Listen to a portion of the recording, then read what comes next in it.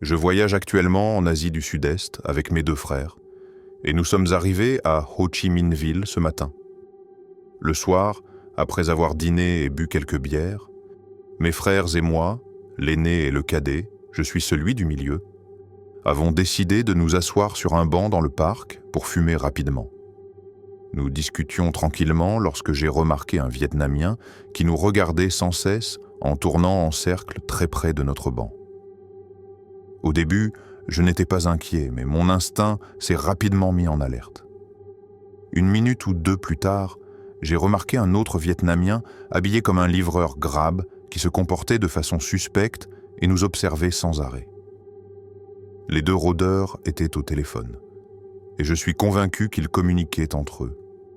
Étant dans un pays étranger, mon petit frère nous a suggéré de partir, mais il y avait bien 600 mètres à parcourir jusqu'à la sortie du parc. Pendant que nous marchions, j'ai remarqué que les deux hommes avaient des scooters et nous suivaient à travers le parc, s'arrêtant derrière les arbres pour nous surveiller. Ils nous ont ensuite dépassés et se sont assis sur un banc plus loin sur le chemin, attendant que nous passions devant eux. Conscients du danger, nous avons quitté le sentier et avons commencé à marcher dans l'herbe, en ligne droite vers la sortie la plus proche, évitant ces individus. Nous étions à une centaine de mètres de la sortie quand mon jeune frère a regardé derrière nous pour voir l'un des hommes courir dans notre direction. Mon cadet a pris une posture de combat, a fait face à l'homme et lui a crié ce qu'il voulait. L'homme s'est immédiatement recroquevillé et a commencé à parler très doucement. Mon jeune frère et moi avons gardé nos distances tout en lui disant de nous laisser tranquilles, reculant vers la sortie, remarquant que le deuxième assaillant s'approchait également, portant un équipement de motard. Mais mon frère aîné, au lieu d'essayer de s'extraire de la situation, s'est rapproché du Vietnamien qui chuchotait pour entendre ce qu'il disait. Mon jeune frère et moi lui crions de s'éloigner, mais il agissait de façon imprudente. L'homme n'a eu besoin que de 5 secondes pour gagner la confiance de mon frère. Puis, de nulle part, quand mon frère s'est penché très près pour essayer d'entendre ce que l'homme disait, le Vietnamien lui a attrapé l'entrejambe. Mon frère était sous le choc.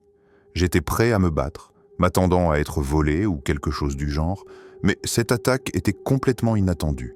Après cela, nous avons commencé à crier et les hommes ont pris la fuite. Pour contexte, mon jeune frère et moi sommes des combattants de MMA de compétition. J'ai même publié l'un de mes combats sur les réseaux sociaux si vous voulez une preuve. Cependant, toute la situation était si déconcertante que nous n'avons pas engagé de violence envers ces hommes. Nous nous sommes contentés de leur crier dessus. C'était quand même l'une des soirées les plus étranges que j'ai jamais vécues. L'année 2012 n'a pas été clémente avec moi.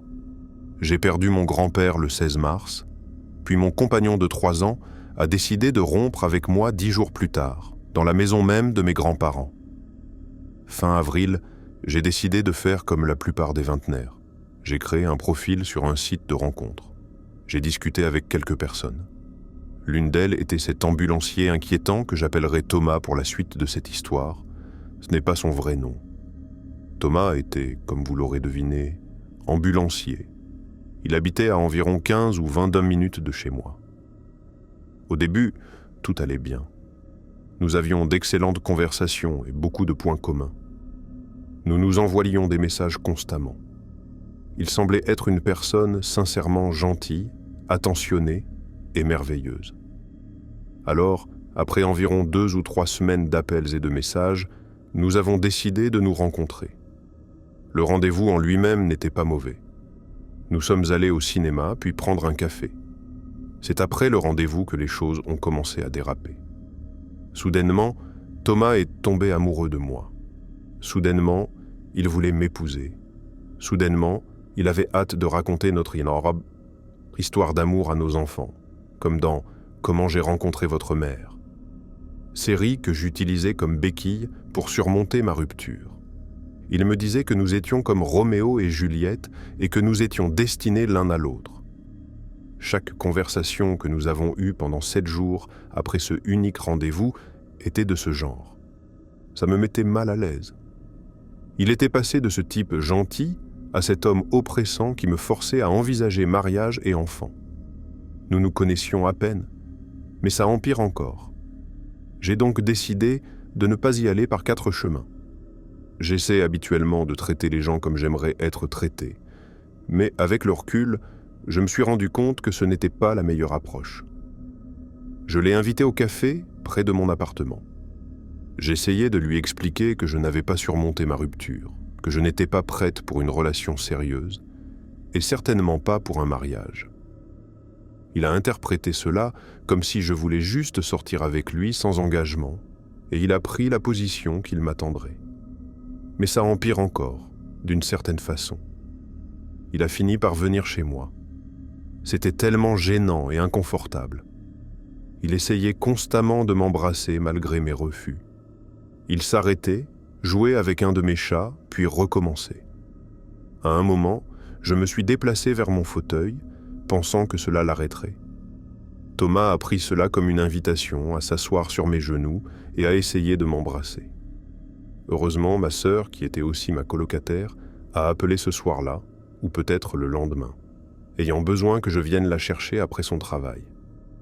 J'ai décidé de lui envoyer un message sur Facebook. Je lui ai dit qu'il était un homme merveilleux et que n'importe quelle femme serait chanceuse de l'avoir, mais que je n'étais pas prête pour une relation. Je ne le reverrai plus. Cela a déclenché un déluge de messages de sa part sur combien il m'aimait, comment je pouvais lui faire ça. Nous avions quelque chose de spécial. Puis, quand il a réalisé que je ne cédais pas, c'est devenu. Il savait que j'étais comme toutes les autres femmes.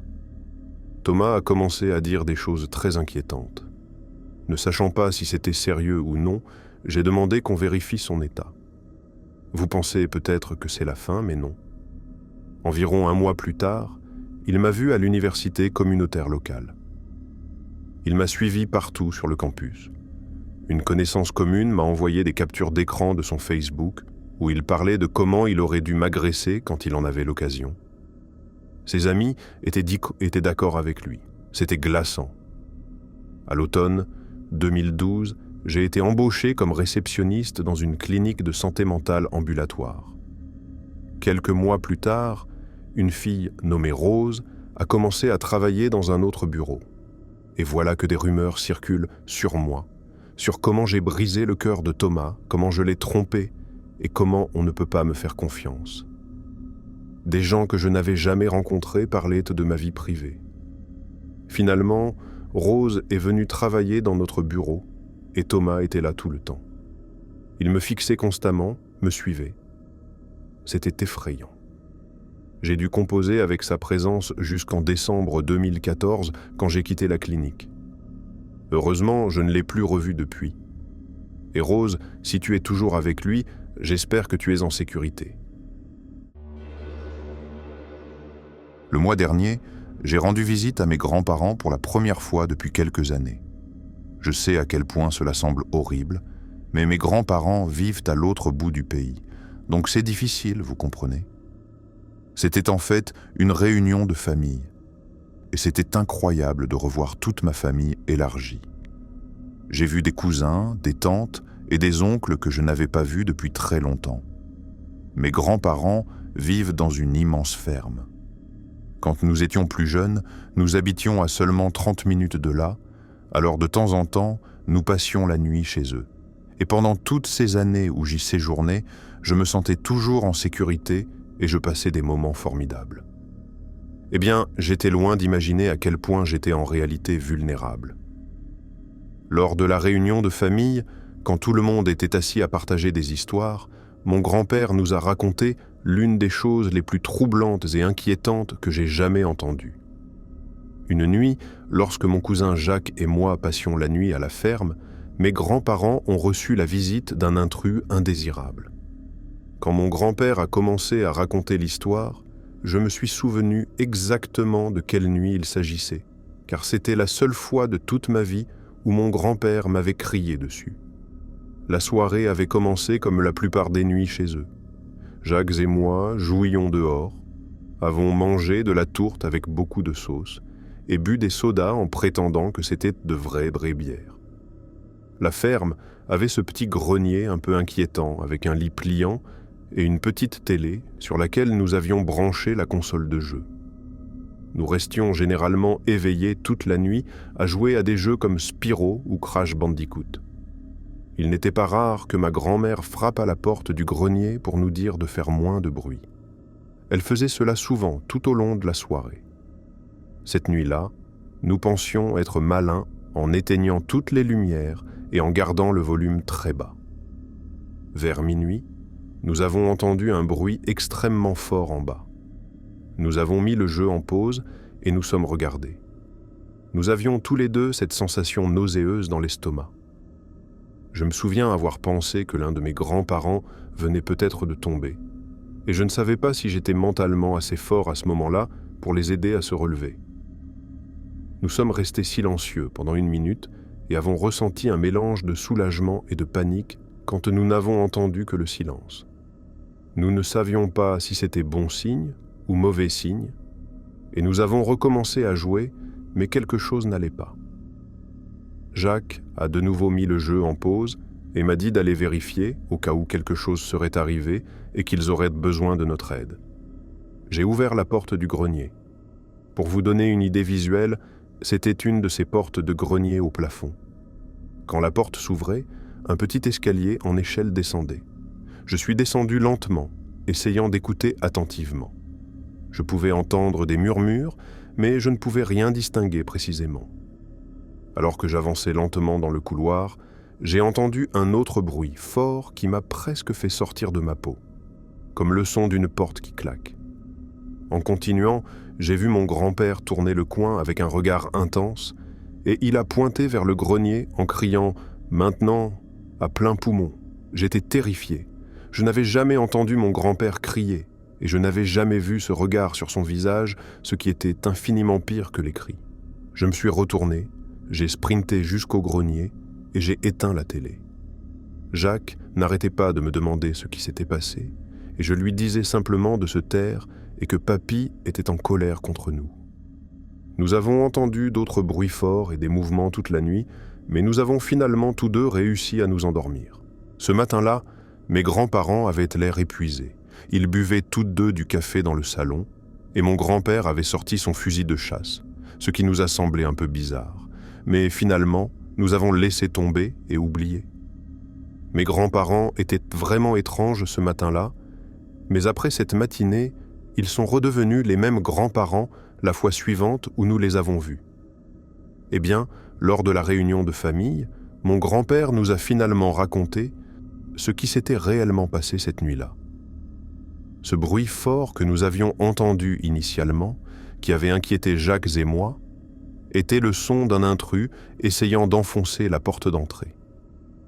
Au début, mon grand-père l'avait fait fuir. Au moment où j'étais dans le couloir et que j'ai entendu le deuxième bruit fort, c'était le son de l'intrus qui réussissait à enfoncer la porte. Ma grand-mère avait pu se cacher dans le placard à manteau. Quand mon grand-père a tourné le coin et m'a vu dans le couloir, il n'a crié que le mot « maintenant », parce qu'il ne voulait pas alerter l'intrus qu'il y avait quelqu'un d'autre dans la maison. Il espérait juste qu'en montrant le grenier, je comprendrais qu'il valait mieux que j'y retourne. Heureusement, c'est ce que j'ai fait, mais uniquement parce que j'avais peur de me faire gronder. Après que je sois retourné dans le grenier et que j'ai fermé la porte, mon grand-père est allé chercher son fusil de chasse. Ma grand-mère a réussi à faire partir les intrus, mais il ne voulait prendre aucun risque, alors il est resté éveillé toute la nuit dans le salon. Il a appelé le shérif, qui était un bon ami de mon grand-père, et celui-ci lui a dit qu'il n'y avait aucune raison d'envoyer quelqu'un. Il a expliqué ce qui s'était passé et a essentiellement fait un rapport non officiel par téléphone. Tout cela s'est passé pendant que Jacques et moi étions à l'étage, et nous n'avions aucune idée que nos vies auraient pu être en danger. Quand j'étais dans le couloir, je n'étais qu'à quelques mètres de cet intrus, et je n'en avais aucune idée. Quand il nous a raconté cela, j'étais en colère qu'il ne nous l'ait pas dit avant, mais honnêtement, je ne lui en veux pas. Ils essayaient simplement de protéger des enfants, et ça a marché. Je n'ai jamais eu à vivre le cauchemar d'une intrusion tout en essayant de protéger ma famille. Mon grand-père est une légende pour avoir défendu sa maison, sa femme et ses petits-enfants. Il nous a avoué qu'il n'avait jamais vraiment bien dormi depuis cette nuit-là. Et je peux tout à fait comprendre pourquoi. Ça fait réfléchir. Je me demande quelles autres choses se passent quand on pense être vraiment en sécurité. Cela s'est passé il y a 4 ans. C'était en plein hiver, et la nuit était inhabituellement douce, sans la moindre trace de neige au sol. J'ai quitté mon appartement vers 20h pour faire ma promenade quotidienne. Je travaillais de nuit, et mon emploi du temps était complètement décalé, d'où la promenade à 20h. Je pensais traverser le pont jusqu'à la ville voisine. Pour contexte, je suis un homme très grand, plutôt athlétique, et j'avais une 20aine d'années à l'époque. J'avais rarement eu des problèmes en marchant la nuit. Et à ce moment-là, je me sentais en sécurité. J'ai mis mes écouteurs et me suis dirigé vers le pont. Les 20 premières minutes ont été sans incident. Je suis passé devant de vieilles maisons, un restaurant français médiocre, un très bon restaurant libanais, une station-service douteuse, quelques appartements haut de gamme récemment construits, et finalement, j'étais au bord de la rivière, profitant de la vue des lumières brillantes sur l'eau sombre qui coulait, pas encore gelée. J'ai traversé le pont jusqu'à la ville et j'ai appuyé sur le bouton d'un passage piéton à un carrefour. Puis, j'ai remarqué quelqu'un debout au coin opposé. La seule autre âme que j'avais vue dehors cette nuit-là, ne semblant rien faire de particulier. J'ai supposé qu'elle attendait un VTC, puisqu'elle ne semblait pas attendre que le feu change. La rue, habituellement animée pendant la journée, était complètement silencieuse.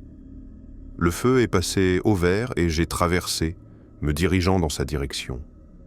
En m'approchant d'elle, j'ai remarqué qu'elle jetait des regards dans ma direction, puis détournait le regard presque timidement.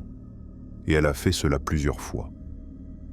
J'ai pensé qu'elle était peut-être mal à l'aise, et j'ai compati, imaginant que cela devait la rendre nerveuse. Nous étions les 2 seules personnes dans une rue très faiblement éclairée. En passant, j'ai observé sa tenue, principalement parce que je pensais qu'elle avait l'air d'avoir froid. Elle portait un bonnet en laine à pompons, un pull qui semblait trop fin pour l'hiver, un jean moulant et un petit sac à dos en plastique pour enfants sur le dos. J'ai d'abord pensé qu'elle était peut-être adolescente, mais en y regardant de plus près, elle semblait avoir entre 25 et 35 ans. Elle avait les cheveux courts, châtain clair et un teint pâle. Elle était mince et de taille moyenne. J'étais peut-être une tête plus grand qu'elle et j'ai continué mon chemin dans la rue. J'ai dépassé des hôtels de luxe à ma droite et à ma gauche et j'ai pénétré dans un parc central. Aux heures de pointe, cet endroit aurait été bondé de touristes et de locaux, mais ce jour-là, à une heure tardive avec une pandémie en pleine effervescence, j'avais l'impression d'être le seul homme dans la ville. J'ai admiré la brillante décoration des arbres illuminés en traversant le centre du parc, puis, estimant être à mi-chemin de mon parcours, j'ai contourné une vieille bibliothèque en marbre et en pierre pour revenir vers le pont. En tournant le coin de la bibliothèque pour revenir dans la rue d'où j'étais venu, j'ai failli percuter quelqu'un qui venait vers moi. C'était la même femme que j'avais vue à peine 10 minutes plus tôt. Mes écouteurs anti-bruit étaient toujours sur mes oreilles, alors j'en ai baissé un côté et j'ai marmonné quelques excuses. Elle n'a rien répondu. Au lieu de cela, elle a reculé et s'est tenue sous un réverbère, évitant mon regard. Elle me jetait de petits coups d'œil, ce même tic que j'avais remarqué auparavant, et j'ai remis mes écouteurs, lui ai fait un signe de tête pour lui souhaiter bonne nuit et me suis dirigé vers le passage piéton le plus proche. La raison me disait qu'elle devait se diriger vers l'endroit d'où je venais, puisque nous avions failli nous rentrer dedans en allant dans des directions opposées. Mais quelque chose en moi murmurait qu'elle n'allait pas dans cette direction. Et effectivement, quand je me suis retourné pour regarder, elle me suivait de plus près. Ses foulées étaient étonnamment longues et énergiques, et j'ai trouvé cela étrange. J'ai continué à l'observer du coin de l'œil. Peu après avoir atteint le passage piéton, alors que j'attendais que le feu change, elle m'a rattrapé, m'a dépassé, puis s'est arrêtée. Une voiture est passée et pendant ce temps, elle s'est accroupie sur son sac en plastique à quelques mètres de moi, fouillant frénétiquement à la recherche de quelque chose, me regardant de temps en temps. J'avais appuyé sur un bouton de mon casque pour arrêter mon podcast afin de mieux l'entendre, et ce que j'ai trouvé troublant dans sa façon de fouiller son sac, c'est que cela m'a semblé faux, comme si elle faisait semblant pour une raison quelconque. Elle regardait à peine à l'intérieur, et ses mouvements négligents me faisaient plus penser à un mauvais jeu d'acteur. Il y avait quelque chose dans ses gestes, dans la façon dont elle me regardait sans cesse. Tout cela semblait anormal. Le feu est passé au vert, et j'ai commencé à marcher rapidement, mais elle était plus rapide. Elle s'est levée soudainement, passant devant moi en direction du musée, balançant le petit sac à dos rose à moitié ouvert sur son épaule, et j'ai regardé sa silhouette disparaître dans l'obscurité au-delà de la portée des réverbères. J'espérais que c'était la fin, et après quelques instants sans la voir, j'ai baissé un peu ma garde, redémarrant mon podcast. Au-delà du musée se trouvait une portion de trottoir mal éclairée devant un bâtiment trapu aux fenêtres semblables à des miroirs. Je n'étais plus loin du pont maintenant. En continuant mon chemin, j'ai tourné la tête pour regarder les reflets des bâtiments et des réverbères dans les fenêtres, et, à mon horreur, une silhouette sombre courait silencieusement vers mon reflet, comme dans un rêve. Je ne sais pas pourquoi, peut-être par pure confusion, mais je me suis retourné pour lui faire face. Elle a foncé vers moi, peut-être surprise par mon brusque demi-tour. Elle s'est arrêtée à quelques pas de moi, me fixant du regard. Ses yeux étaient grands ouverts et semblaient frénétiques, sauvages, et elle regardait alternativement mes bras puis mon visage comme si elle m'évaluait. Mon bluff accidentel avait fonctionné, et dans l'obscurité, je suppose que j'avais l'air plus prêt à me défendre que je ne me sentais vraiment. Elle tenait fermement quelque chose de petit dans une main, bien qu'elle le gardait sur le côté, et dans l'ombre du bâtiment, je ne pouvais pas voir ce que c'était. Les secondes s'écoulaient interminablement, tandis que nous nous tenions là, nous fixant l'un l'autre, immobilisés par la peur et la confusion. J'attendais qu'elle fasse un geste pour tenter d'utiliser l'objet qu'elle tenait dans sa main. À ce moment précis, à mon grand soulagement, une voiture est passée lentement. Un peu de ma force est revenue, et par-dessus mon podcast qui hurlait, j'ai plus senti qu'entendu ma propre voix lui crier « Que voulez-vous » Il n'y eut aucune réponse. Je me suis lentement éloigné d'elle, m'attendant à ce qu'elle bouge, mais elle se contentait de me regarder, avec ce même regard intense sur son visage. J'ai fait un pas en arrière, puis un autre, reculant régulièrement jusqu'à ce que je me sente assez confiant pour me retourner et m'éloigner prudemment. En atteignant un endroit mieux éclairé, j'ai commencé à marcher plus vite, tout en gardant les yeux fixés sur sa silhouette sombre. Elle est restée là un moment, statuesque, puis brusquement, ayant spontanément abandonné le plan qu'elle avait pour moi, elle s'est détournée et, sans regarder la circulation, a traversé la rue à grandes enjambées et a disparu au coin d'un bâtiment. Il y avait quelque chose dans son air désinvolte qui m'a profondément troublé. J'ai gardé les yeux fixés derrière moi pendant tout le reste de ma marche jusqu'à la maison, craignant qu'elle ne me suive. Le pont était bien éclairé, et je n'ai vu aucun signe d'elle. Sachant que c'était le seul moyen pour elle de me suivre et de me rattraper à pied, j'ai poussé un soupir de soulagement. Je n'ai vu ni voiture venant de la ville, ni d'autres piétons en promenade. Rien ne s'est passé après cela. Je ne sais pas pourquoi, mais je n'ai pas appelé la police cette nuit-là. Je regrette encore de ne pas l'avoir fait malgré l'insistance de mes colocataires. Je me souviens avoir pensé que je ne savais pas quoi dire aux policiers, que je n'avais pas vraiment été attaqué, qu'ils ne pourraient pas la retrouver de toute façon, et je me suis inventé des excuses. Je suppose que j'étais en état de choc et de déni, avoir été presque pris en embuscade, surtout par quelqu'un de plus petit que moi dans ma propre ville, si près de mon appartement. L'un de mes colocataires a finalement appelé la police pour moi, et un agent a patrouillé dans le secteur, mais à ce moment-là, elle avait disparu. Je dois admettre que je suis un observateur silencieux sur ce forum depuis quelques années maintenant. J'ai essayé de rédiger mon histoire à de nombreuses reprises, mais j'ai toujours eu du mal à démêler les éléments qui sont devenus de plus en plus confus et flous avec le temps. Je ne peux pas dire que j'ai été traumatisé par ce qui s'est passé. Je ne sais pas si cela fait de moi une personne dérangée, mais généralement, je raconte cette histoire lors de soirées pour manipuler des connaissances éméchées en leur faisant croire que j'ai survécu à quelque chose d'extraordinaire. Alors, entrons dans le vif du sujet. En 2015, j'avais 19 ans et je travaillais l'été dans une colonie de vacances pour enfants des quartiers populaires. Je vais omettre le nom de la ville, mais sachez que, évidemment, les crimes se produisent fréquemment dans les grandes villes, et celle-ci ne faisait pas exception. On m'avait assuré que ce quartier, cependant, était en cours de gentrification et il venait même d'ouvrir un café branché et un parc à chiens juste au bout de la rue.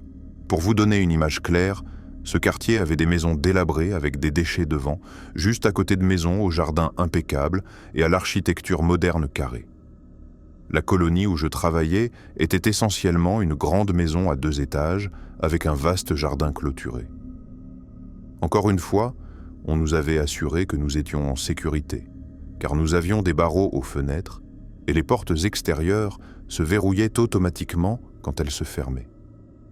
La colonie se déroulait au rez-de-chaussée et les animateurs d'été, nous étions 4, vivaient dans le petit étage supérieur qui était interdit aux enfants pendant la journée. Notre colonie fonctionnait 5 jours par semaine, de 8 heures du matin à 16 heures. Ensuite, nous étions libres d'explorer la ville, de nous reposer ou autre. C'est probablement suffisant pour entrer dans l'histoire maintenant. J'aime bien planter le décor et cela pourrait être important par la suite. Un soir de week-end en juillet, nous étions tous simplement en train de traîner dans la maison et de préparer un dîner de spaghettis. Nous avions chacun notre propre budget pour la nourriture, donc nous le divisions en conséquence pour les repas, puis apportions nos propres collations. Nous étions également responsables de la préparation du déjeuner et des collations pour les enfants les jours de colonie, donc nous avions 2 réfrigérateurs et 2 garde-manger. Comme vous pouvez probablement le deviner, nous les avions étiquetés « frigo colonie » et « garde-manger », et l'autre était étiqueté « frigo personnel » et garde-manger. Nous étions aussi super pointilleux et écrivions nos noms sur toutes nos collations dans le frigo. Ma meilleure amie travaillait à la colonie avec moi et nous l'appellerons Marie. C'était notre tour de cuisiner ce soir-là.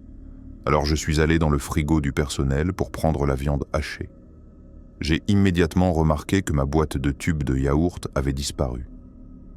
C'était ma collation préférée et j'en apportais comme 3 boîtes par semaine. Je venais d'ouvrir ma dernière boîte il y a 1 heure environ pour en prendre un et l'avais laissé devant la viande hachée. Ça semble fou, mais je savais que je l'avais fait. J'ai fermé la porte du frigo et me suis dirigé vers la salle à manger. Marie était juste derrière moi et a crié à tout le monde « Qui a volé tous mes tubes de yaourt ?»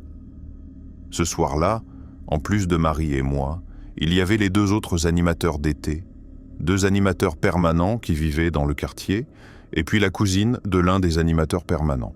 Tout le monde m'a regardé avec de grands yeux, puis a regardé autour de soi d'un air vide. J'ai supposé que c'était la cousine, parce que je ne l'avais jamais rencontrée auparavant. Alors j'ai pris sur moi et j'ai dit « Peu importe. Mais si ça a un nom dessus, s'il vous plaît, ne le mangez pas. » Puis j'ai ramené Marie dans la cuisine pour finir les spaghettis. Nous avons tous dîné, puis les 2 animateurs permanents se sont portés volontaires pour faire la vaisselle parce que nous les avions laissés manger avec nous, et le reste d'entre nous est remonté à l'étage pour nous installer confortablement dans le salon sur les canapés et avons allumé la télé. Nous n'avions regardé que 2 minutes quand la cousine, appelons-la Sarah, dit « Attendez, je ne trouve pas mon téléphone ni mon portefeuille. » J'ai mis la télé en pause et j'ai levé les yeux au ciel, toujours contrarié par l'affaire des yaourts, et Marie dit « Où les as-tu vus pour la dernière fois ?» Sarah dit qu'elle les a laissés sur le canapé avant que nous descendions pour dîner. Naturellement, nous avons tous commencé à chercher dans la petite pièce, retournant les coussins du canapé, regardant sous les canapés, derrière eux, sous les couvertures, vraiment partout. Finalement, nous lui avons demandé « Es-tu sûr que tu ne les as pas laissés en bas ?» Elle accepte de descendre chercher avec les deux autres.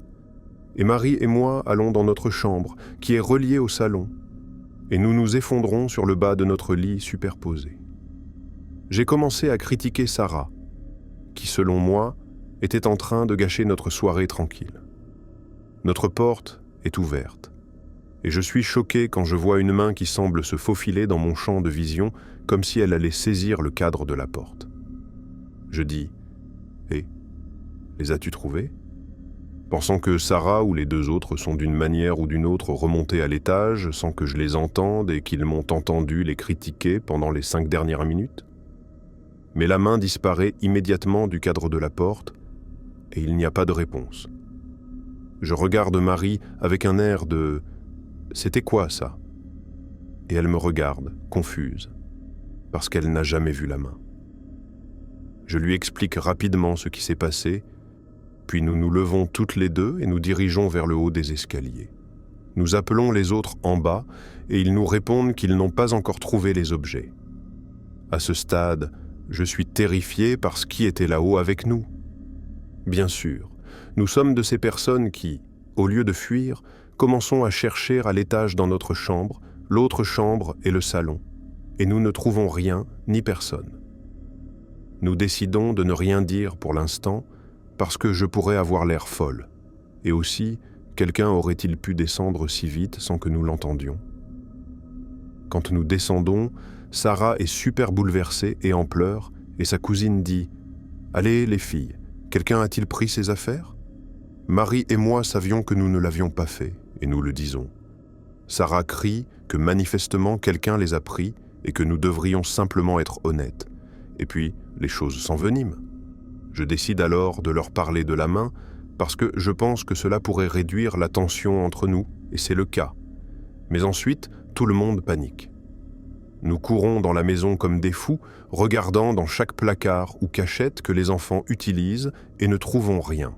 Rien et personne. Nous finissons par appeler notre directeur de colonie pour qu'il vienne parce que la situation a complètement dégénéré en chaos. Quand il arrive, nous sommes tous assis blottis dans l'entrée, terrifiés, et nous expliquons ce que nous pouvons. Il ne semble pas convaincu que quelqu'un était dans la maison et menace d'appeler la police si l'un de nous ne rend pas ses affaires Baor à Sarah. Eh bien, aucun de nous n'avoue, alors nous appelons la police, et ils viennent, fouillent la propriété et prennent nos déclarations. Cela semble si stupide lorsque nous répétons nos histoires, mais nous n'avions pas grand-chose à dire, à part un sentiment. Ils rédigent un rapport pour vol, et cela fait au moins se sentir Sarah un peu mieux. La maison étant sécurisée, tout le monde part, sauf nous 4 animateurs d'été qui y vivons. Nous passons la nuit dans la même chambre avec la porte barricadée, nous rassurant que nous sommes stupides et que le téléphone et le portefeuille vont en fait apparaître quelque part au hasard, et nous en rirons. Avançons de quelques jours. Nous nous sommes un peu détendus et nous n'avons pas trouvé les affaires de Sarah comme nous l'espérions, mais rien d'autre d'étrange ne s'est produit et nous avons été occupés avec les enfants et le travail en général. Les enfants sont tous rentrés chez eux à ce stade et c'est juste nous 4 à nouveau dans la maison. Nous avons fini de nettoyer dehors, verrouillé le portail et nous sommes dirigés vers la porte de la salle à manger. Nous avons tous faim et voulons des collations. Marie arrive à la cuisine en premier et dit « Quelqu'un a encore laissé la porte de la cuisine ouverte. » Je veux dire, c'est un peu bizarre, mais les enfants entrent et sortent par cette porte toute la journée, donc de toutes les portes qui pourraient être ouvertes, c'est la moins étrange. Elle la ferme, puis je remarque que la porte du frigo du personnel est également entr'ouverte. Puis, qui sait ce qui m'a possédé, mais je dis « Oh non les gars, il est revenu. » Et nous rions tous parce que nous pensons que c'est ridicule. Marie prend un balai, le tient comme une arme et dit « Attrapons-le les filles. » Elle commence à ouvrir violemment la porte du garde-manger en criant « Où es-tu? Nous savons que tu es là. Montre-toi !» Je la suis en riant, mais je commence à me sentir mal à l'aise et nerveuse. Elle continue sa comédie dans la pièce suivante, ouvrant encore 2 portes de placard, puis passe dans la pièce avant et ouvre cette porte de placard. Elle commence un autre « Nous savons que tu es » quand elle s'arrête au milieu de la phrase et pousse un cri si fort que la peau de ma nuque se hérisse. Elle jette alors le balai dans le placard et sprinte hors de la porte d'entrée, la laissant ouverte. Mon cœur bat si fort à ce stade, mais je pense qu'elle nous fait une blague. Alors je me retourne et vais dans l'autre sens, vers l'entrée, et sors par la porte d'entrée. Je la vois courir dans la rue vers le café, et je me dis « D'accord, que fait-elle » Dès que je me retourne pour trouver les autres, il est juste là. Un homme plus âgé qui a l'air vraiment sale, n'a presque pas de dents, et il me sourit simplement. Il a les mains levées et dit « Je ne voulais faire de mal à personne », tout en reculant lentement dans la rue dans l'autre direction. C'est si effrayant parce que, même s'il le dit comme ça, il ne semble pas le penser. C'est comme si son ton et le sourire se moquaient de moi, et je suis figé pendant une seconde. Puis je bégaye « Vous ne pouvez pas simplement partir ?» Et il dit juste à nouveau avec ce sourire « Je ne voulais faire de mal à personne », puis se retourne et s'enfuit. Je fouille dans ma poche pour mon téléphone et compose le 17, puis je vais pour le suivre. Mais dès que j'atteins le bord de la maison, il a disparu. Les événements suivants sont un peu flous. Cela semble fou, mais nous pensions vraiment tous que nous nous étions juste fait peur. Il n'y avait aucune chance en enfer que nous pensions vraiment que quelqu'un était dans la maison. La police a pris nos déclarations et nous a rappelé que nous devions garder la porte fermée à tout moment, quoi qu'il arrive. Notre directeur s'est excusé profusément de ne pas nous avoir cru initialement, et mes parents voulaient que je rentre à la maison pour le reste de l'été. Mais j'étais genre, que pourrait-il arriver d'autre ? Marie était celle qui l'a eu le pire, cependant. Elle était terrifiée de rester dans cette maison, et elle m'a dit plus tard que, quand elle a ouvert la porte, il lui souriait simplement avec ses yeux presque morts, comme s'il attendait qu'elle le trouve enfin. Elle a dit qu'elle n'oublierait jamais son visage. Maintenant, nous sommes toujours meilleurs amis à presque 30 ans, et je ne peux pas évoquer cet été avec elle si elle n'a pas bu. C'est à peu près tout. Je pense que ce qui m'a empêché de dormir après cela, ce sont les questions sans réponse. Comme depuis combien de temps était-il dans la maison ? Pourquoi a-t-il décidé au hasard de prendre le téléphone et le portefeuille de la seule personne qui ne travaillait pas là ? Avait-il écouté des conversations privées ? Nous avait-il regardé nous habiller et nous doucher ? Combien de nourriture avait-il volé sans que nous le remarquions ? Et où était-il allé quand nous le cherchions le soir des spaghettis ? Quelle cachette avions-nous manqué ? Était-il sous mon lit la nuit ou à un moment quelconque pendant mon séjour ? Je ne connais pas toutes ces réponses, et je sais que je ne les aurai jamais, mais je suppose que je suis simplement reconnaissante que notre interaction n'ait pas été pire. Je suis abonné depuis environ 1 an maintenant, et je voulais vous écrire depuis un bon moment, mais il m'a fallu des mois pour finalement prendre la plume, pour ainsi dire. Vous voyez, j'étais autrefois une créatrice de vidéos en ligne, et j'avais aussi pas mal d'abonnés. Puisque cette histoire concerne certains des périls d'être une créatrice populaire, je pense que vous êtes la personne parfaite à qui la raconter. Un soir d'été pluvieux, en 2012, je parcourais des vidéos pour combattre un ennui assez sévère quand je suis tombé sur une vidéo intitulée quelque chose comme « Feuilletage de BD Hellboy » et l'utilisateur qui l'avait mise en ligne s'appelait Ephemeral Rift. Il ne faisait rien de plus qu'exhiber un recueil relié d'épisodes de Hellboy, et si ma mémoire est bonne, il n'a pas prononcé un seul mot durant toute la vidéo. Il tournait aussi délicatement les pages du livre à un rythme qui, bien que n'étant pas rapide, était trop rapide pour lire ce qui était écrit. Dans toute autre circonstance, j'aurais pu me demander pourquoi diable cette personne avait ressenti le besoin de mettre cela en ligne, mais dans ces circonstances particulières, j'ai immédiatement compris le but de la vidéo. Les mouvements lents et gracieux de cet homme et les sons des pages doucement tournées étaient étonnamment relaxants.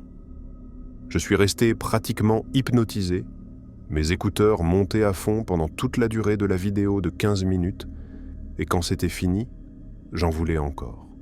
C'est ainsi que j'ai découvert la réponse autonome méridienne sensorielle, ou vous la connaissez peut-être sous le nom d'ASMR, cette sensation légère, presque picotante que certaines personnes ressentent lorsqu'elles vivent une interaction relaxante avec quelqu'un ou quelque chose. À partir de ce jour, j'étais accro. J'ai vite découvert Gentle Whispering ASMR, ou Maria, comme elle est connue par ses nombreuses légions de fans, puis je suis passé à ASMR Requests et Heather Feather ASMR. Mais Ephemeral Rift était et reste mon préféré de tous les temps, et c'est fou de penser que je regarde encore ces vidéos plus de 10 ans après les avoir découvertes. J'appréciais tellement ces vidéos qu'il m'a inspiré à créer ma propre chaîne. Mais quiconque veut démarrer une chaîne d'ASMR sérieuse vous dira que ce n'est pas facile et que ce n'est pas vraiment bon marché. Une caméra assez décente est évidemment importante, mais de loin, l'équipement le plus important dont vous avez besoin est un microphone haut de gamme. Et pour cela, j'ai dû attendre mon 18e anniversaire. Ma mère trouvait que c'était une demande de cadeau plutôt étrange, mais étant la mère merveilleusement généreuse qu'elle est, elle l'a honorée, et j'étais en affaire. J'ai fait ma première vidéo à la mi-janvier 2013. Et puis, avec l'aide de tous mes contacts sur les réseaux sociaux spécialisés en ASMR, mon compte avait quelques dizaines d'abonnés à la fin de cette semaine. Ma première vidéo était une simple lecture de poésie à voix douce, mais j'ai essayé de devenir de plus en plus créative avec chaque mise en ligne. Après un certain temps, une vidéo en particulier semblait obtenir beaucoup plus de vues que toutes mes autres. C'était quelque chose comme « La fée du sommeil invoque des rêves agréables » ou quelque chose comme ça, et la vidéo durait environ 17 minutes et 14 secondes, et consistait en moi suggérant des choses agréables et relaxantes pour que les spectateurs en rêvent. J'avais mis pas mal d'efforts dans le script et mon costume, et j'étais aux anges de voir que la vidéo gagnait vraiment en popularité. Mais puis est venue la nuit où le nombre de vues de ma vidéo était d'environ 2000. Et je me suis réveillé le lendemain matin pour voir qu'elle avait un total de plus de 15 000 vues. Non seulement cela, mais le nombre d'abonnés que j'avais est passé de quelques centaines à plusieurs milliers, et mes nouveaux spectateurs avaient laissé des dizaines et des dizaines de commentaires. « J'adore la vidéo », disait l'un. « Cette vidéo m'a finalement aidé à dormir », disait un autre. Les commentaires flatteurs continuaient encore et encore, jusqu'à ce que je trouve enfin un qui n'était pas si flatteur. « Comment suis-je censé me détendre quand quelqu'un d'aussi laid parle ?» disait une personne. « Tu es tellement agaçante.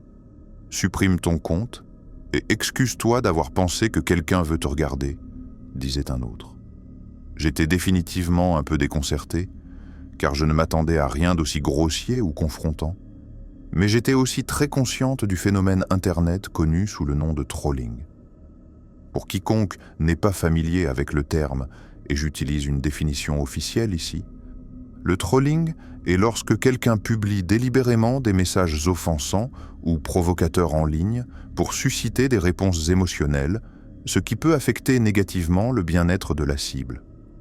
Essentiellement, ils ne pensent pas les choses gratos qu'ils disent. Leur seul but est de blesser vos sentiments et finalement de vous démoraliser. Le problème, c'est qu'il peut être très difficile de discerner les critiques authentiques du soi-disant trolling. Je pensais que rencontrer les trolls marquait mon premier grand test en tant que créatrice en ligne, ou artiste ASMR comme nous nous appelons parfois. En réalité, ce n'était rien comparé à ce que je finirais par affronter. Le triste fait d'être une créatrice féminine en ligne, surtout si vous choisissez de montrer votre visage à la caméra, est que vous allez recevoir toutes sortes de commentaires horribles de la part des hommes et des femmes.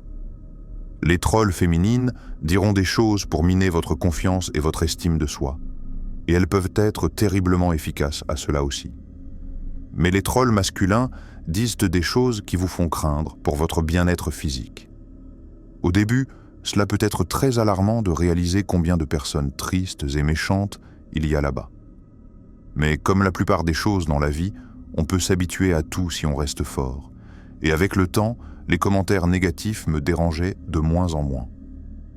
Au moment où j'étais sur le point d'atteindre 100 000 abonnés, je pouvais lire des commentaires et des emails remplis de venin toute la journée sans rien ressentir. Les gens parlent tellement des haters parce qu'ils sont faciles à aborder, et la plupart d'entre eux trouvent un moyen de vous faire savoir qu'ils ne doivent pas être pris au sérieux. Si quelqu'un met « tu es nul, je te déteste » dans l'objet d'un email, vous apprenez à ne pas le lire et à le supprimer immédiatement. Si quelqu'un vous envoie un fichier JPEG, alors vous apprenez à ne pas l'ouvrir à moins de vouloir que toute votre journée soit ruinée. Mais ce que personne ne vous avertit avant de vous aventurer dans ces espaces en ligne en tant que créateur visible, ce sont vos fans. Vous pouvez plaçarder aux haters sur votre timeline toute la journée, tous les jours, et personne ne battra un cil.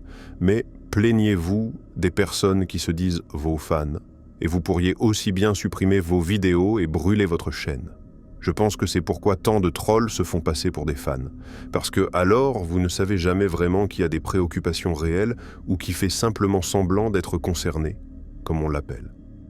Mais même alors, ce ne sont que des trolls. Et pour la plupart, leur engagement à vous harceler commence et se termine à leur clavier. Alors que vos fans, surtout les moins stables mentalement, franchissent assez fréquemment cette ligne, très fine, qui sépare les supporters qui sont plus que bienvenus des harceleurs qui ne sont rien d'autre que malvenus. Un peu plus d'un an après avoir commencé ma chaîne, mon nombre d'abonnés avoisinait le 250 000, et je produisais des vidéos à un rythme d'environ 1 par semaine. J'avais littéralement des milliers de spectateurs réguliers qui laissaient tous des mots d'encouragement délicieux. J'avais même loué une boîte postale au bureau de poste local pour que les fans puissent m'envoyer des cadeaux et des lettres sans que je ne révèle mon adresse réelle.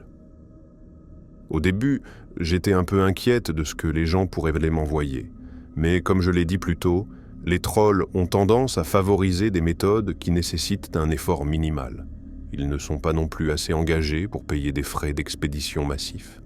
Et puisque la grande majorité de mes spectateurs étaient en France, ils devaient être prêts à payer des sommes exorbitantes pour m'envoyer des choses. Cela signifiait que je ne recevais que la carte postale occasionnelle ou un paquet de snacks étrangers. Et dans un cas, une pieuvre tricotée à la main dans une nuance de violet très flatteuse.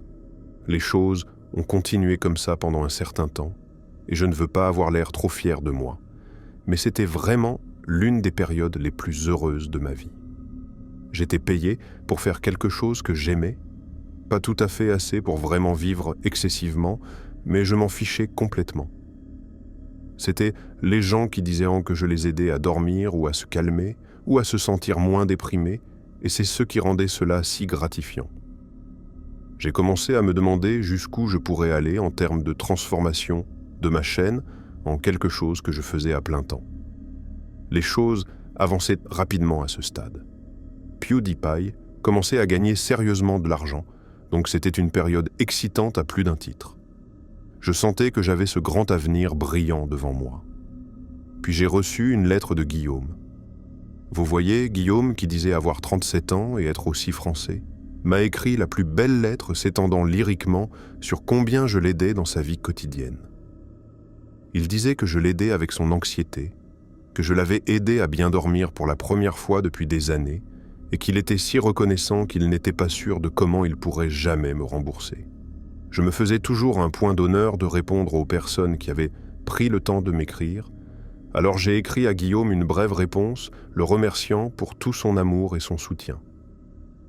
Ce n'était pas une longue lettre, loin de là, ce qui m'a fait me sentir un peu coupable considérant qu'il avait écrit une page entière en format A4 avec un post-scriptum qui débordait au verso. Mais au risque d'avoir l'air un peu froide, je ne voulais pas qu'il pense que j'étais intéressé à avoir un correspondant. Cela peut sembler ingrat pour certains, mais être si fortement suivi et scruté par des gens que vous non seulement ne connaissez pas, mais ne pouvez pas voir peut être assez angoissant parfois. Je voulais développer ma communauté et interagir davantage avec mes spectateurs, mais en même temps, je ne voulais pas me démarquer comme une fan qui allait devenir obsédée par moi puis se retourner contre moi. Cela semble probablement un peu arrogant, supposer que quelqu'un deviendrait obsédé par moi, mais plus longtemps j'opérais ma chaîne, plus je prenais conscience qu'il y a des gens très instables là-bas, et Guillaume en était un. J'ai posté ma réponse à Guillaume un lundi matin en allant au travail, et la grande majorité des personnes à qui j'écrivais des lettres de retour ne répondaient pas. Certains écrivaient des commentaires sur mes vidéos comme « J'ai reçu ta lettre », ça signifie « le monde pour moi ». Mais la plupart étaient socialement assez aptes pour comprendre que je ne cherchais pas, comme je l'ai dit, un correspondant. Guillaume, en revanche, ne semblait pas comprendre cela, et j'ai reçu une réponse écrite de lui dans ma boîte postale au début de la semaine suivante. C'était une autre longue lettre me remerciant pour ma réponse, et quelle agréable surprise ça avait été d'avoir de mes nouvelles. Il continuait en disant que tant de créateurs de contenu voient en paix simplement leur public comme un moyen de gagner de l'argent et que je devais avoir un assez bon cœur si je prenais le temps dans ma journée chargée pour combler ceux qui, et je cite, « me vénèrent ». Quand il a utilisé le mot « vénère », j'ai commencé à ressentir ce sentiment de malaise effrayant. Je déteste vraiment l'idée que des gens me vénèrent. Être reconnaissant que je les aide à se détendre ou à dormir était une chose. Mais l'idée que les gens ressentaient quelque chose de plus extrême que de la gratitude ou de l'affection me mettait extrêmement mal à l'aise. Pourtant, heureusement, un dessin joint m'a fait me sentir beaucoup mieux. Guillaume avait dessiné une image de moi avec une petite note au dos disant qu'il suivait un cours d'art à l'université et qu'il ne pouvait pas imaginer un sujet plus beau pour pratiquer son esquisse. Crédit où le crédit est dû, c'était un très bon dessin. C'est peut-être juste mon ego qui parle, mais je l'ai trouvé si touchant que cela a effacé tout l'inconfort que son utilisation du mot « vénérer » avait provoqué. Je sais que cela peut sembler un peu hypocrite, ne pas vouloir être scruté mais ensuite être flatté que quelqu'un ait dessiné une image de moi. Mais c'était juste un si beau croquis d'un artiste si manifestement talentueux que je ne pouvais m'empêcher d'être submergé de gratitude. Personne n'avait jamais dessiné une image de moi auparavant ou été aussi flatteur. Alors, contre mon meilleur jugement, j'ai écrit à Guillaume une très courte réponse, le remerciant pour l'image, puis je l'ai postée le lendemain matin. Je savais qu'une réponse viendrait. Je ne suis pas totalement naïve, mais je ne m'attendais pas à ce qu'elle soit si déséquilibrée. La curiosité m'a poussé à ouvrir cette lettre quand elle est apparue dans ma boîte postale. Je connaissais son écriture par les façons très particulières dont il écrivait le « A » et le « I » dans mon nom d'utilisateur. Donc je savais de qui elle venait avant même de l'ouvrir. C'était encore plus flatteur cette fois, et il parlait longuement de tous les projets d'art sur lesquels il travaillait et de tous les artistes qui l'inspiraient. Mais ensuite, vers la fin, Guillaume a écrit qu'il avait une confession à faire. Il m'a dit que depuis que nous avions commencé à échanger des lettres, ses sentiments pour moi étaient devenus plus forts que ceux qu'il pourrait ressentir pour une amie ou une sœur. Il a dit qu'il devait faire face aux faits, et le plus grand fait pour lui à ce moment précis était le fait qu'il était plus amoureux de moi qu'il ne l'aurait jamais cru possible. Les 2 ou 3 derniers paragraphes parlaient tous de cet amour. Comment il avait commencé, comment il s'était développé, et comment il brûlait en lui jusqu'à ce qu'il ne puisse plus le contenir. J'ai commencé à survoler, ressentant cette horrible sensation de sombrer alors que je réalisais à quel point Guillaume était vraiment malade. Mais ensuite, vers la fin, j'ai lu qu'il avait inclus une autre image de moi, une que je redoutais franchement de regarder. Mais je l'ai fait, et voilà ce que j'ai vu. Guillaume m'avait dessiné à nouveau, seulement cette fois j'étais nu et j'avais une protubérance de grossesse très large et très ronde autour de mon ventre. Debout, derrière moi, avec sa main enveloppant mon ventre enceinte, était une personne que Guillaume prétendait être lui, et puis au bas de la page, il l'avait simplement intitulée « Notre avenir ». J'ai jeté à la fois l'image et la lettre dans la poubelle de la cuisine de mes parents, où je vivais encore à l'époque, puis je me suis assise à la table et j'ai pleuré. Ma mère est venue voir ce qui n'allait pas, et nous avons eu une grande conversation à cœur ouvert sur toute la situation. Son conseil était de ne pas permettre à des gens comme ça de ruiner une bonne chose que j'avais et que je ne devrais pas lire plus de lettres de ce Guillaume, qui appartenait manifestement à un asile de fous. Les personnes célèbres attirent les bizarres, a-t-elle dit. Elles l'ont toujours fait et le feront toujours. C'est juste quelque chose auquel il faut s'habituer tout en se gardant aussi en sécurité que possible. C'est donc ce que j'ai fait. J'ai simplement continué ce que je faisais et j'ai continué à télécharger environ 1 fois par semaine. Je n'ai pas répondu à la lettre de Guillaume. Je n'ai pas non plus répondu à ses commentaires. J'ai juste essayé d'avancer et espérer que les choses tourneraient pour le mieux. Eh bien, ce ne fut pas le cas. Et voici pourquoi. Un jour, j'ai remarqué que Guillaume avait commenté ma dernière vidéo et que son commentaire avait reçu plus de 2 douzaines de réponses de divers autres utilisateurs. Guillaume se plaignait que je n'avais pas répondu à une lettre qu'il m'avait écrite. Comment il avait inclus un croquis de moi sur lequel il avait travaillé très dur et qu'il était contrarié que je n'ai même pas pris la peine d'exprimer ma gratitude pour son effort et son soutien.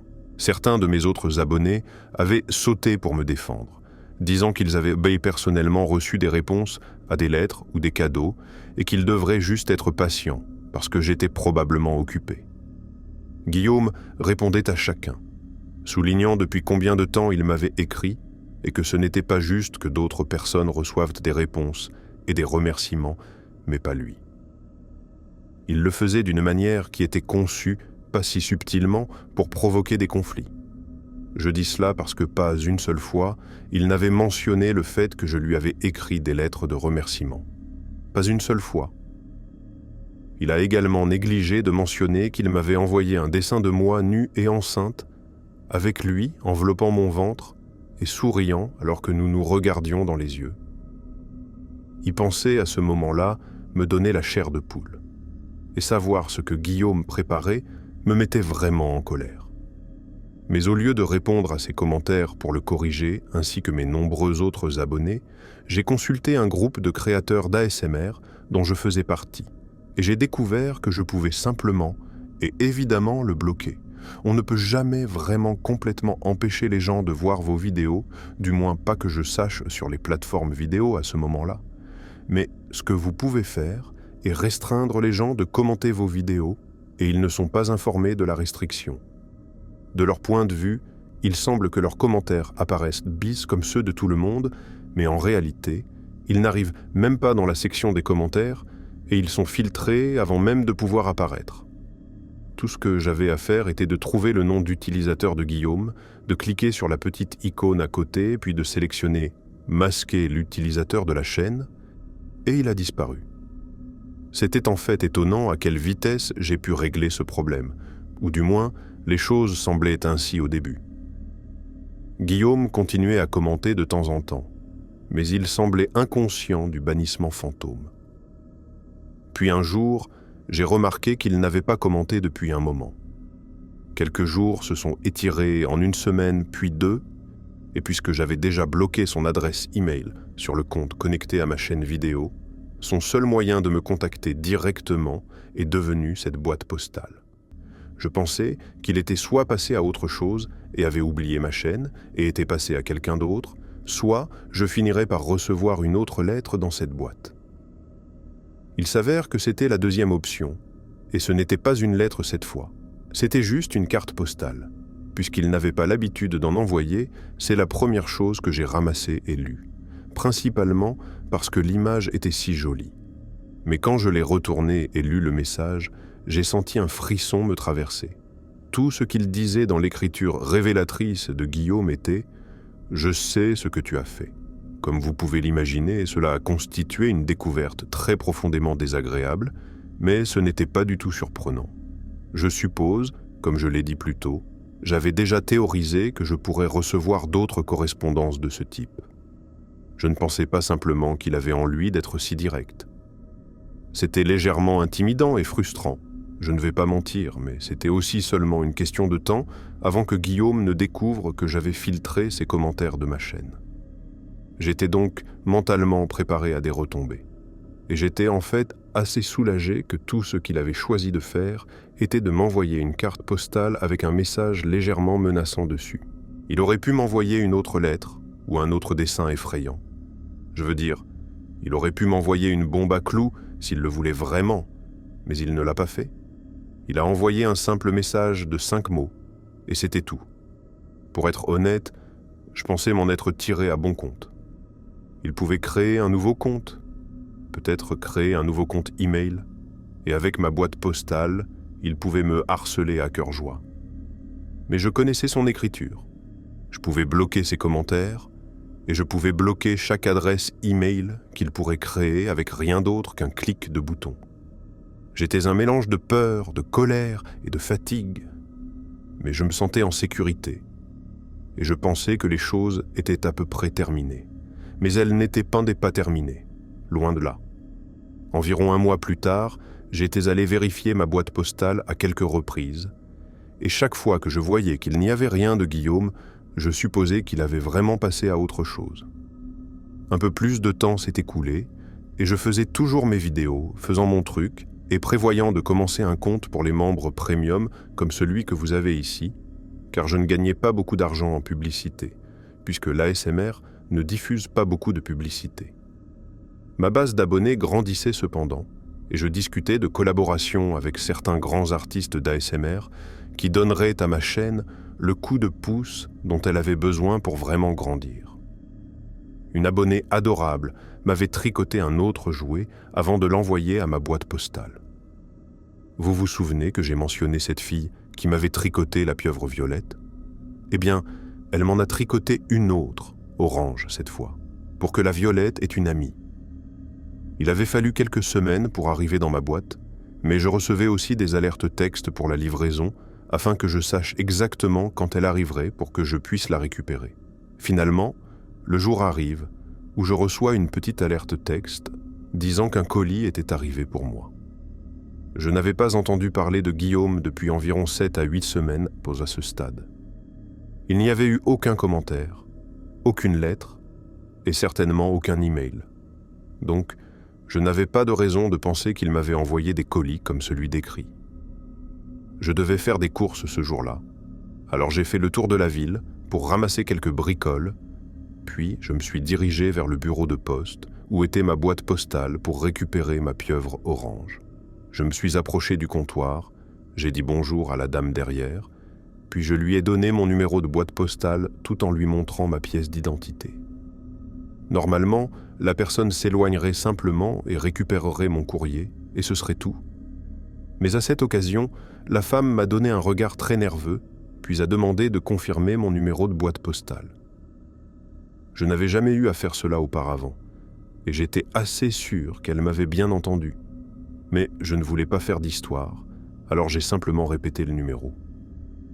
La femme avait un grand sourire quand je me suis approché pour la saluer, mais après quelques brèves paroles, elle avait l'air très sérieuse, presque effrayée, puis a demandé si elle pouvait avoir un mot tranquille en privé. Je savais simplement que cela avait quelque chose à voir avec Guillaume, mais ma première pensée était qu'il m'avait envoyé une sorte de, et je ne sais pas vraiment comment exprimer cela, une lettre ou un colis dégoûtant. Ils avaient reçu quelque chose destiné à ma boîte postale, et ce quelque chose avait alors commencé à fuir, ou quelque chose, et ils avaient été forcés de le détruire en raison des règlements d'hygiène et de sécurité. Mais ce n'était pas ce qu'elle avait à me dire. Et au moment où moi et la dame avions fini de parler, recevoir une boîte de caca semblait une alternative considérablement plus favorable. La gentille postière m'a dit comment, pas même quelques heures auparavant, un homme s'était approché du comptoir et avait demandé à propos de mon numéro de boîte postale. Il avait une lettre à y déposer, mais après la lui avoir remise, il a commencé à poser des questions. Il voulait savoir le nom de la personne qui la louait, à quelle fréquence elle venait récupérer son courrier, et quel jour de la semaine elle le faisait habituellement. La postière a dit qu'elle avait dit à l'homme qu'il était contre la politique de La Poste de divulguer les informations personnelles de leurs clients, mais l'homme avait insisté. Il a dit quelque chose sur la façon dont la personne qui possédait la boîte était une amie proche de lui et qu'il avait besoin de la trouver. Quand la femme a fait remarquer que s'ils étaient des amis proches, il devrait connaître son nom, l'homme est devenu agressif. Il a choisi de partir seulement après qu'elle ait menacé d'appeler la police. Puis, au lieu de mettre sa lettre dans ma boîte postale, elle l'a mise de côté pour la donner à la police, puisqu'elle avait très probablement ses empreintes digitales dessus. Je me souviens de m'être senti malade en réalisant ce qui s'était passé et qui lui avait rendu visite ce jour-là. Je me sentais aussi comme une idiote complète de ne pas avoir réalisé que les numéros de boîte postale peuvent être retrouvés à un emplacement, pas seulement pour référence.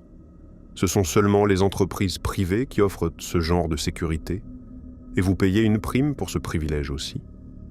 J'ai découvert cela quand je cherchais à en ouvrir une, mais à la fin, il y a encore une once de honte qui surgit quand je dis ceci.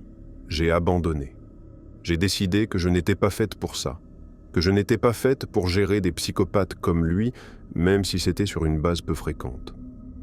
J'ai supprimé mes vidéos, supprimé ma chaîne, et bien que sur le moment cela ait semblé être un grand poids retiré de mes épaules, j'éprouve toujours un peu de regret d'avoir simplement abandonné, brûlé ma chaîne et repris mon travail normal de 9 à 5. J'ai pensé à m'y remettre de temps en temps et je pourrais commencer une nouvelle chaîne, garder mon visage et mon emplacement hors caméra et hors ligne, un peu comme cette chaîne. Mais chaque fois que j'y pense, je finis inévitablement par me souvenir de ce dessin que Guillaume a fait de moi, celui où j'étais enceinte. Et chaque fois, cela étouffe tout désir que j'ai en moi.